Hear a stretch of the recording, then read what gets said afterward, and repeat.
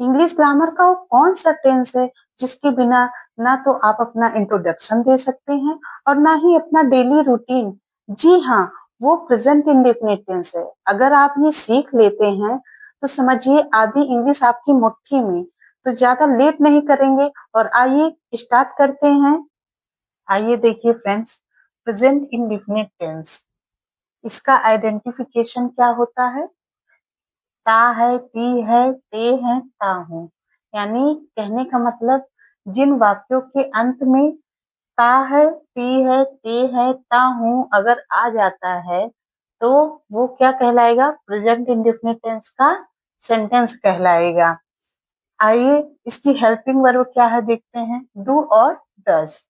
आगे आपको बताएंगे डू और डस कहाँ यूज हो करना है। और पहले तो ये जान लीजिए कि हेल्पिंग वर्ब, इसकी जो प्रेजेंट इंडेफिनिट टेंस की जो हेल्पिंग वर्ब है वो हमेशा नेगेटिव सेंटेंस में यूज करना है। और कहाँ डू और डस कहाँ यूज करना है आगे आपको बताएंगे। अब देखिए अफर्मेटिव सेंटेंस का स्ट्रक्चर ये मैंने बना दिया है। अगर ये स्ट्रक्चर आप तैयार कर लेते हैं तो बहुत ही इजीली आप सेंटेंस सॉल्व कर सकते हैं। अभी आगे आपको बताते हैं। ये प्रेजेंट इंडेफिनिट टेंस में देखिए ये तीनों बहुत मेन है।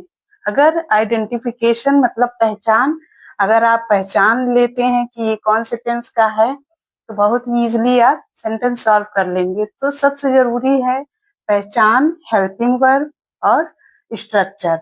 ये तीनों बहुत जरूरी है सेंटेंस को सॉल्व करने के लिए, क्योंकि कहीं ना कहीं अगर ये तैयार होगा तो आप जान पाएंगे कि ये किस टेंस का वाक्य है। तो स्ट्रक्चर देखिए, सब्जेक्ट प्लस वर्ब की first form plus S E S plus object plus other words.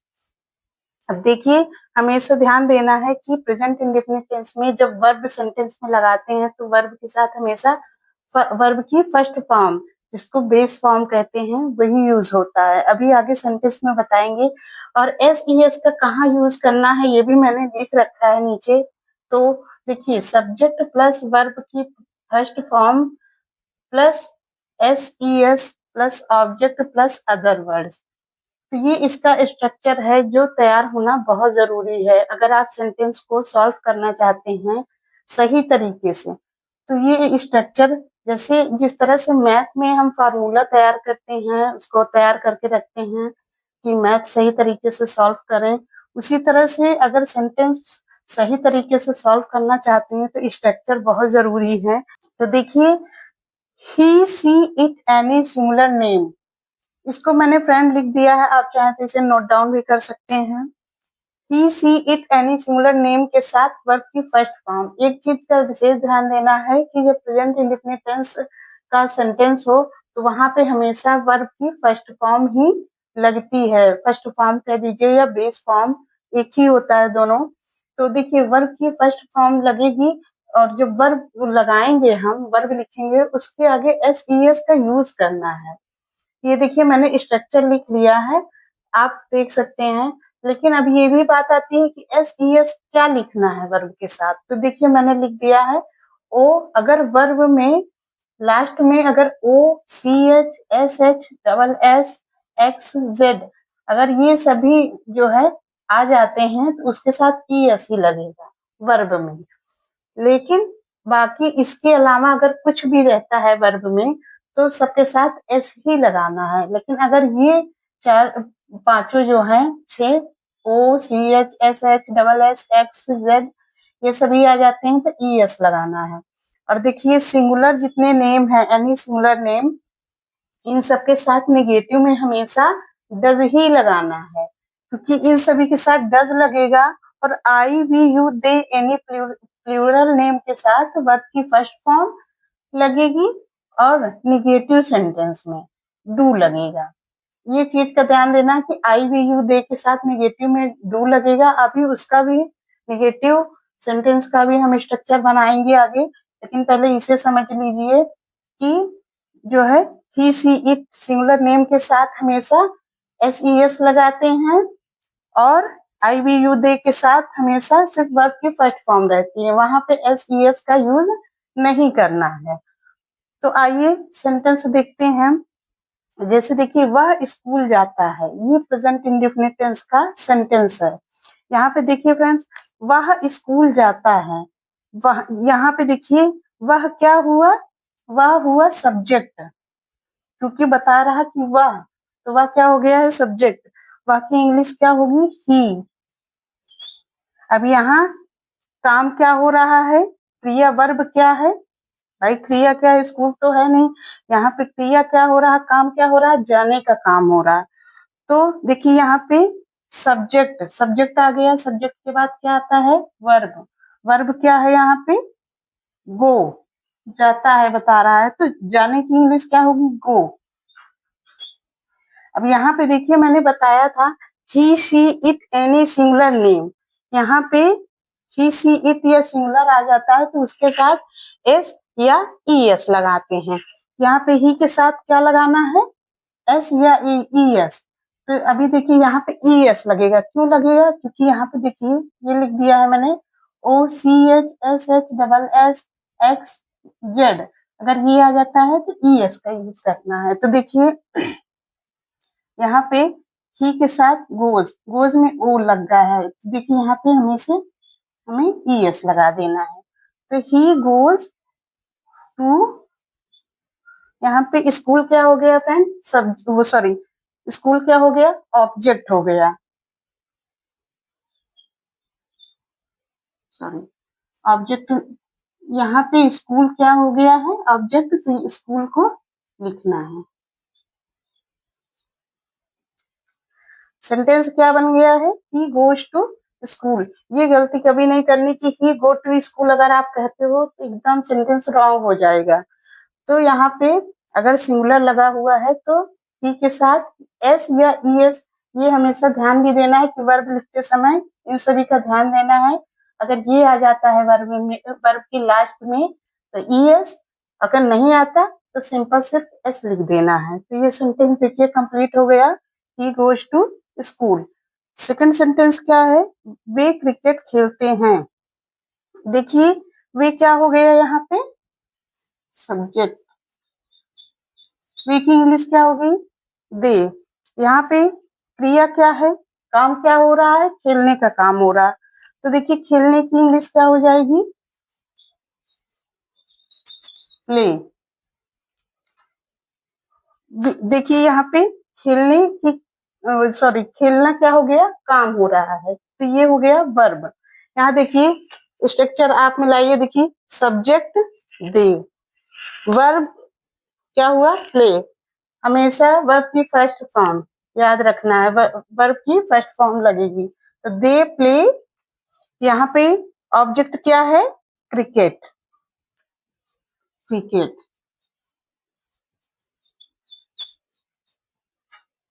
देखिए सेंटेंस कंप्लीट हो गया, दे प्ले क्रिकेट। इस तरह से सेंटेंस आप बनाएंगे, जैसे स्ट्रक्चर आप तैयार कर लेंगे तो आपको कंफ्यूजन नहीं होगा। जैसे ये सेंटेंस छोटा है तो यहाँ पे सिर्फ ऑब्जेक्ट, यहाँ पे देखिए मैंने ऑब्जेक्ट के आगे भी लिखा है अदर वर्ड्स। कभी कभी सेंटेंस बड़े होते हैं, तो अगर सेंटेंस बड़ा रहता है तो उसके ऑब्जेक्ट के आगे, जो ऑब्जेक्ट होगा उसके आगे भी आप सेंटेंस बढ़ा सकते हैं, लेकिन ऑब्जेक्ट तक मेन होता है। अगर वर्ब आप पहले लिख देते हैं, सब्जेक्ट बाद में, तो ये गलत हो जाएगा। स्ट्रक्चर तैयार करना बहुत जरूरी है। तो ये दोनों सेंटेंस देखिए तैयार हो गए हैं। अब आइए देखते हैं आगे निगेटिव सेंटेंस। देखिए फ्रेंड्स, प्रेजेंट इंडेफिनिट टेंस का निगेटिव, निगेटिव मीन्स नकारात्मक वाक्य। इसका स्ट्रक्चर देख लेते हैं। स्ट्रक्चर आपको जरूर तैयार करना पड़ेगा, चाहे अफर्मेटिव हो, निगेटिव हो या इंटरोगेटिव हो। अगर आप स्ट्रक्चर तैयार कर लेते हैं तो बहुत इजीली आप सेंटेंस सॉल्व कर लेंगे। तो स्ट्रक्चर क्या है, सब्जेक्ट प्लस डू या does plus not plus verb की फर्स्ट फॉर्म प्लस ऑब्जेक्ट। तो देखिए डू किसके साथ यूज करना है, प्लूरल के साथ, मतलब I you we they and plural के साथ। और डस का यूज कहाँ करना है, he she it and any singular के साथ डस का यूज करना है। फिर डस के बाद नॉट लगेगा, तब वर्ब की फर्स्ट फॉर्म के साथ ऑब्जेक्ट।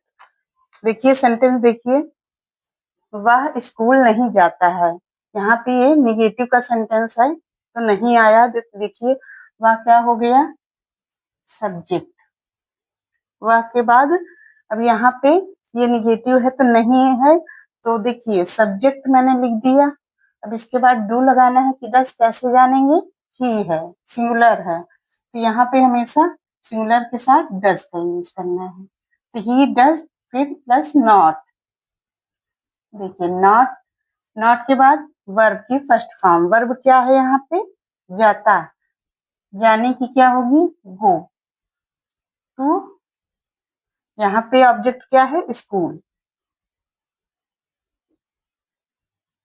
देखिए सेंटेंस बनके तैयार हो गया, he subject, does not, go verb है, फिर ऑब्जेक्ट स्कूल। तो अगर आप इजिली एकदम, अगर आप सही एकदम सेंटेंस को सॉल्व करना चाहते हैं तो स्ट्रक्चर बहुत जरूरी है तैयार करना। अब देखिए दूसरा सेंटेंस क्या है, मैं चाय नहीं पीता हूँ, आई सब्जेक्ट, आई, फिर यहाँ पे आई के साथ क्या लगना है, डू, क्यों लगना है, क्योंकि ये प्लूरल है, आई डू नॉट, नॉट, देखिए फिर वर्ब की फर्स्ट फॉर्म, वर्ब क्या है, पीता, पी रहा है, क्या पी रहा है, चाय, तो पीने की क्या होगी, drink, I do not drink tea. Sentence देखिए बनके यहाँ पे तैयार हो गया दोनों सेंटेंस। तो स्ट्रक्चर बहुत जरूरी है। देखिए फ्रेंड्स, अब आता है प्रेजेंट इंडेफिनिट टेंस का इंट्रोगेटिव सेंटेंस। इसका स्ट्रक्चर क्या बनेगा, इसका स्ट्रक्चर देखिए, डू या does plus subject plus verb की फर्स्ट फॉर्म प्लस ऑब्जेक्ट। अभी ये हम बता ही दिए हैं फ्रेंड्स आगे कि जो है डू और डज कहाँ यूज करना है। तो देखिए डू डज जब इंट्रोगेटिव सेंटेंस आ जाता है तो वहां पे डू डज सब्जेक्ट के पहले आ जाता है। तो यहाँ पे पहले आ गया, फिर सब्जेक्ट, फिर प्लस, फिर वर्ब की फर्स्ट फॉर्म प्लस ऑब्जेक्ट। देखिए आइए सेंटेंस, इंट्रोगेटिव सेंटेंस क्या है, क्या वह स्कूल जाता है। तो यहाँ पे देखिए क्या वह स्कूल जाता है, ये इंट्रोगेटिव सेंटेंस है। यहाँ पे देखिए इसका स्ट्रक्चर बना दिया था मैंने, डू या डज सब्जेक्ट के पहले आएगा। तो यहाँ पे क्या वह स्कूल जाता है, वह है, वह की इंग्लिश ही है, तो ही क्या हो गया, सिंगुलर, सिंगुलर के साथ क्या यूज होगा, डज, डज ही सब्जेक्ट है, गो, गो देखिए क्या है, वर्ब है, वर्ब की first form, go to, school क्या हो गया, ऑब्जेक्ट। यहाँ पे क्वेश्चन मार्क लग जाएगा, क्यों लग जाएगा, क्योंकि ये इंट्रोगेटिव सेंटेंस है। तो देखिए यहाँ पे ये बन गया sentence, does he go to school. Second sentence क्या है, क्या तुम सच बोलते हो, क्या, क्या के लिए क्या लगेगा, डज या डू, डू लगेगा, क्यों लगेगा, क्योंकि यहाँ पे तुम है, तुम क्या है, यू, यू मीन्स प्लूरल, तो यहाँ पे प्लूरल के साथ हमेशा क्या लगना है, डू, डू यू। यहाँ पे वर्ब क्या है, बोल रहा है, तो वर्ब क्या हो गया, सॉरी, वर्ब हो गया बोलना, बोलते, बोलने की इंग्लिश क्या होगी, speak, speak, do you speak the truth.